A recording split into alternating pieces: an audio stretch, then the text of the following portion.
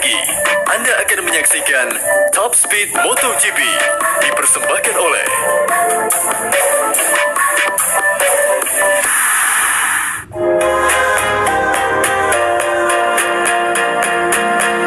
Balapan ke-6 tahun 2020 masih kurang 7 hari lagi.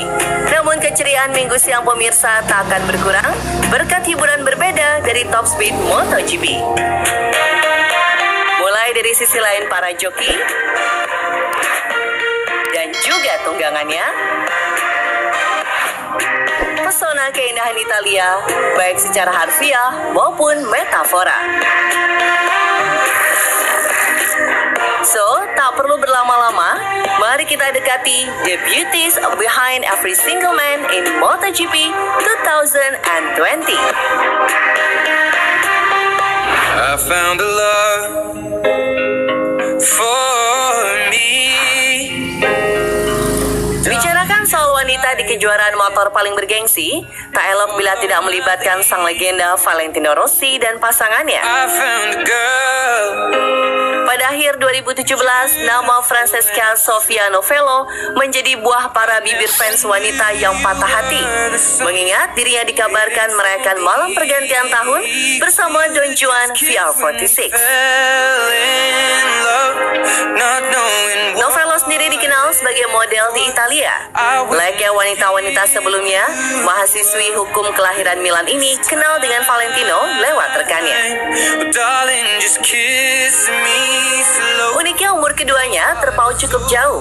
The Doctor kini berusia 41 tahun, sedangkan Sofia akan merayakan hari jadi ke-26 pada 14 Oktober mendatang.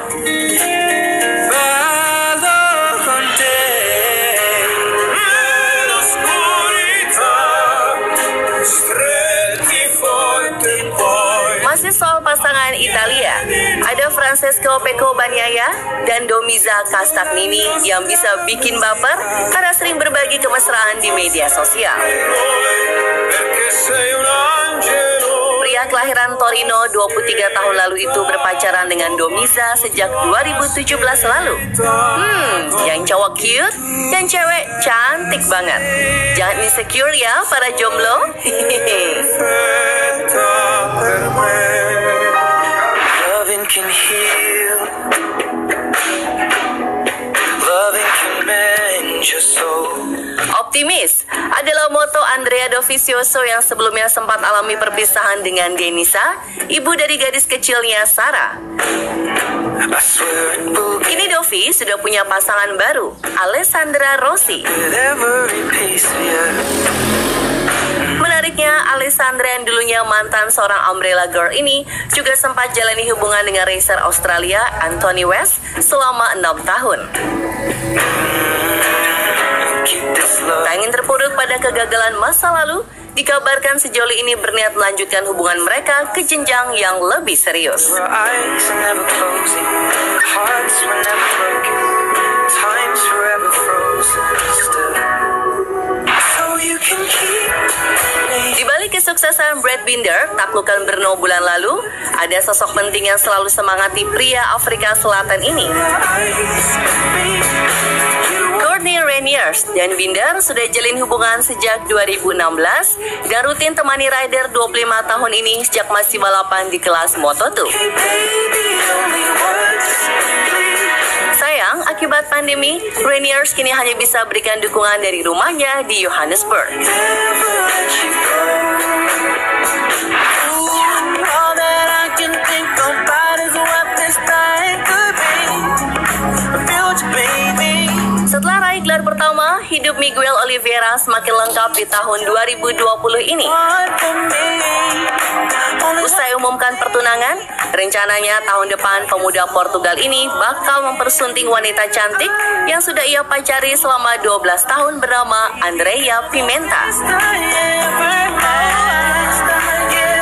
Uniknya wanita juga sarjana kedokteran gigi ini ternyata saudara tirinya yang diam-diam sudah ia kagumi sejak Miguel masih berusia 13 tahun.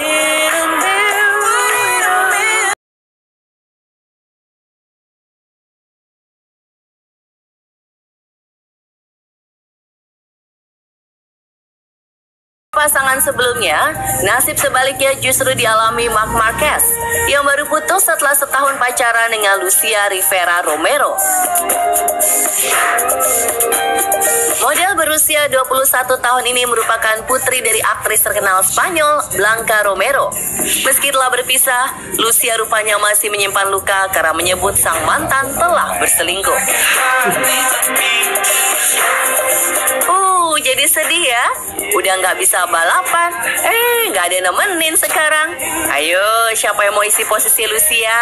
Hehehe.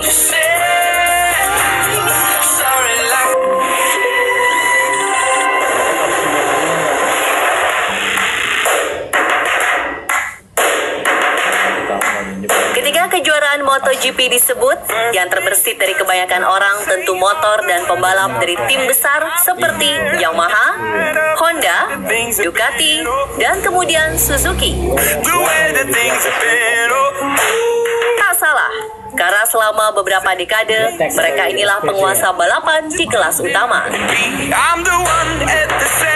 Menariknya, sejak dominasi Japan Manufacture pada tahun 1975, motor Italia baru sekali antarkan ridernya raih juara di tahun 2007.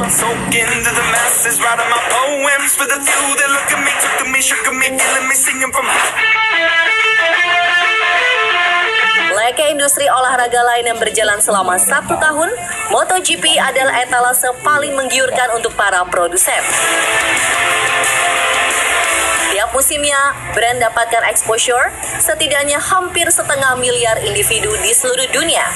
Tak heran, tim-tim MotoGP tak ragu keluarkan dana besar hingga ratusan miliar rupiah.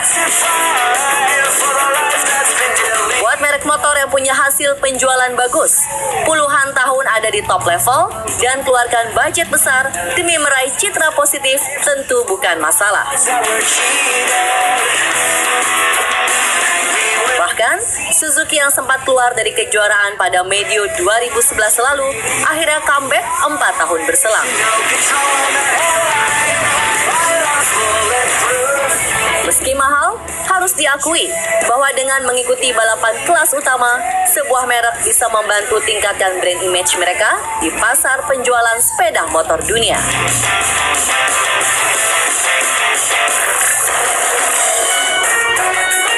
Begitu dengan KTM. Pabrikan yang sedang naik daun ini baru turun di MotoGP pada tahun 2017. Tujuannya jelas, untuk membuka market yang lebih luas, karena sebelumnya merek Austria ini hanya populer di Eropa. Di benua biru, penjualan roda 2 masih dikuasai oleh 2 brand asal negeri Sakura, mengungguli Piaggio asal Italia dan BMW dari Jerman.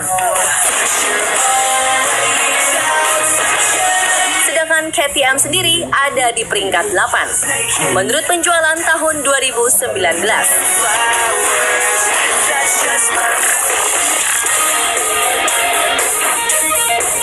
Sebelum dominasi pabrikan motor Asia, balapan roda 2 sejatinya dikuasai oleh motor Eropa. Hal ini tak lepas dari sejarah Grand Prix balap motor dunia di Britania pada tahun 40-an yang merupakan cikal bakal dari MotoGP.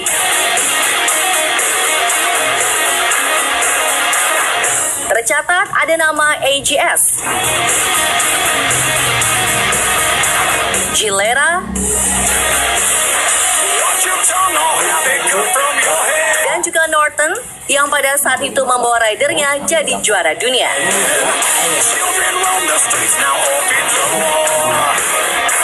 Di tahun 1956, MV Agusta mulai mencuat dan kemudian jadi juara dunia beruntun selama 17 musim sejak tahun 1958.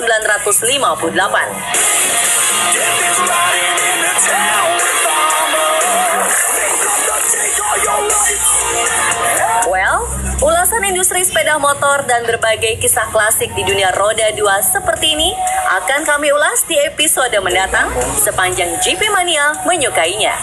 Silakan berikan feedback kalian di sosial media kami ya.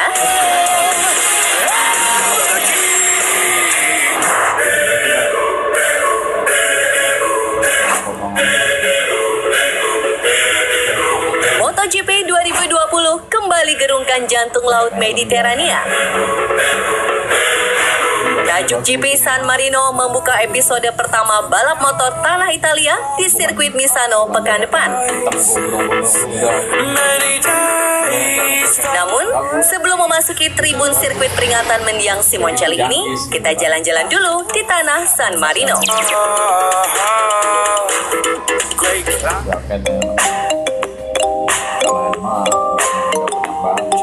Republik San Marino adalah negara merdeka di pusat Italia. Yaps, negara di dalam negara. Memiliki predikat the third smallest country in Europe, area San Marino hanya setengah dari luas Jakarta Barat. 100% wilayah San Marino tidak memiliki wilayah datar karena berada di atas pegunungan dengan ketinggian 749 meter di atas permukaan laut. Dan layaknya kebanyakan negara Eropa Selatan, Republik San Marino kaya akan koleksi arsitektur abad pertengahan yang jadi pusat wisata. Rocca Guaita, Torre Cesta, hingga rumah pemerintah bergaya gotik, Palazzo Pubblico, dan Piazza della Libertà. Meski tercatat sebagai negara yang paling sedikit dikunjungi di dunia, uniknya jumlah turis yang datang ke sini tercatat 2 kali lipat dari jumlah penduduk aslinya.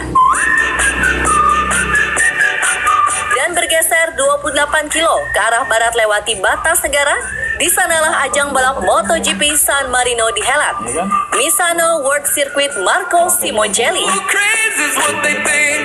Sirkuit Misano sendiri sebenarnya terletak di Provinsi Rimini, Emilia Romagna, Italia.